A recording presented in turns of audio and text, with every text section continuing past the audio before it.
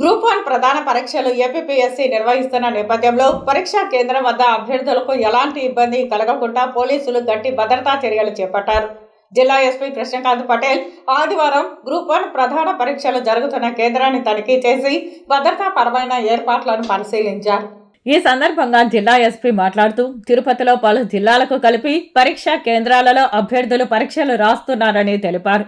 పరీక్షా కేంద్రాల వద్ద అవసరమైన పోలీస్ బందోబస్తు ఏర్పాటు చేశామని తెలిపారు. పరీక్షా కేంద్రాలలో సీసీ కెమెరాలు ఏర్పాటు చేయడం జరిగిందని చెప్పారు. అన్ని పరీక్షా కేంద్రాలలో అభ్యర్థులు పరీక్షలకు వెళ్లే ముందు వారిని పూర్తిగా తనిఖీ చేసి వారి వద్ద ఉన్న మొబైల్స్, ఎలక్ట్రానిక్ వస్తువులను ప్రత్యేక కౌంటర్ నందు ఉంచి అభ్యర్థులను పరీక్షకు అనుమతించడం జరిగిందని అన్నారు.